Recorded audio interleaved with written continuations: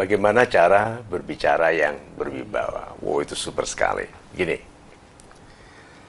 sebuah pribadi dilihat berwibawa, oke? Kalau dia mengendalikan dirinya yang membuat orang lain merasa bahwa jiwa yang di dalam diri ini damai. Orang berwibawa itu damai, oke? Nah, kita bedakan dulu damai, wibawa dengan karisma. Oke. Wibawa itu tanggung jawab pribadi. Wibawa itu bisa dibangun. Karisma tidak. Karisma itu pemberian dari Tuhan.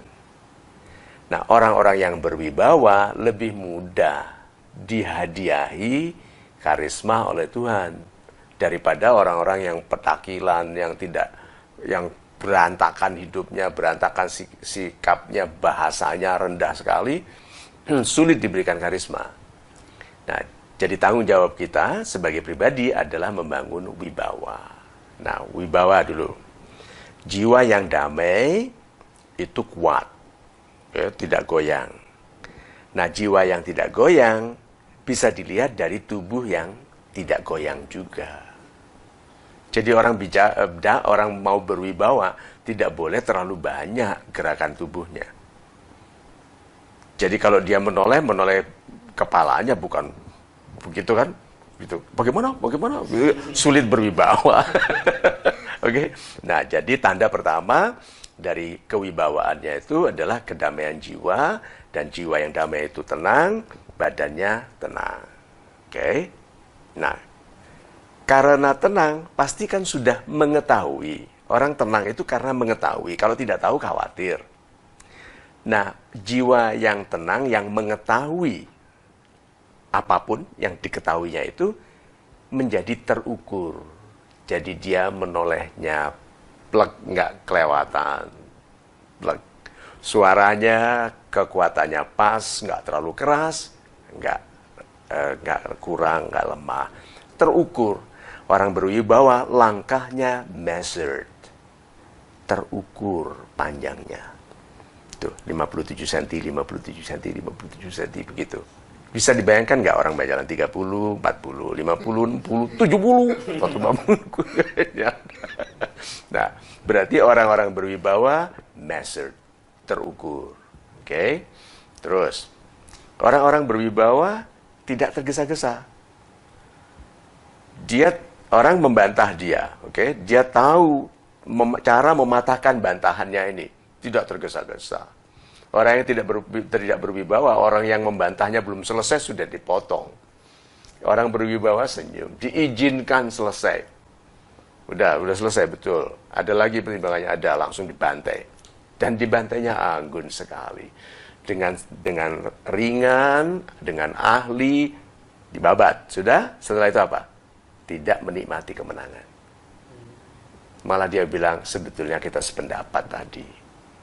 Hanya mungkin saya belum jelas dalam bicara saya, dan mungkin saya tidak memasukkan pertimbangan dari pendapat Anda yang super sekali itu tadi. Bayangkan itu. Orang yang dikalahkan merasa dimenangkan. Tuh, berwibawa. Ya, satu lagi ya Pak. Suaranya dalam. Bagaimana mungkin gitu. Ya kan? Bagaimana mungkin saya berwibawa kalau suara saya tinggi, melengking, kuatiran begitu. Jadi laki-laki harus belajar bicara yang dalam. Caranya besarkan dada.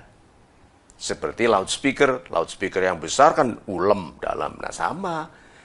Dada ini adalah ruang resonansi, ruang bergetarnya suara kita. Nah, kalau kita nanti berlatih betul ya, berbicara dengan nada yang dalam, waktu kita duduk bersandar, itu terasa bangku ini memukul kembali ke kita. Kalau kita sudah bicara yang dalam. Nah, suara yang dalam ini, lihat ya, kenapa kok dalam berwibawa? Kembali ke jiwa. Berarti itu suara yang berasal dari jiwa yang damai. Nah, dalam itu seperti dalam bahasa itu huruf O, A, itu lebih kuat, lebih berwibawa daripada I, E, U. Oke, nah, orang yang suaranya dalam itu kesannya seperti suara O, suara A. Dibandingkan orang yang suaranya tinggi, melengking seperti I, sulit berwibawa. Itu bahasa itu ada rasanya. Nah, pilihan kata juga penting. Kalau diperhatikan pilihan kata saya banyak sekali yang suaranya suara wibawa. O, A. Ya. Palu, Godam. Betul? Coba, kalau kita buat pabrik palu, mereknya Godam. Bayangkan itu daripada pabrik palu Ninil. Pakai apa pabriknya namanya? Ninil. Apa itu pabrik palu? Mesti kecil kesannya. Nil gitu tuh. Kalau Godam kan dam. Beda ya. Nah, itu wibawa. Tangan. Orang yang tidak mengerti menggunakan tangan, steeple. Ini atapnya gereja, tinggi-tinggian. Nih, gunung. Ini. Jadi dia mau menunjukkan bahwa dia lebih tinggi dari orang lain dengan cara begini. Apalagi kalau nih mata ujung dari tangannya ke matanya orang. Ini seperti mengancam. Itu atau aku lebih tahu. Gitu. Ada ini kecenderungan itu. Nah, hati-hati. Ini perilaku orang sombong yang menarik bagi anak muda. Kelihatan, kok keren ya. Padahal yang dilihat itu kesombongan. Ini membuat kita ditembak jatuh oleh orang. Karena di luar sana banyak sekali orang yang rendah hati, yang sangat powerful, sangat ahli bicara, tidak kelihatan.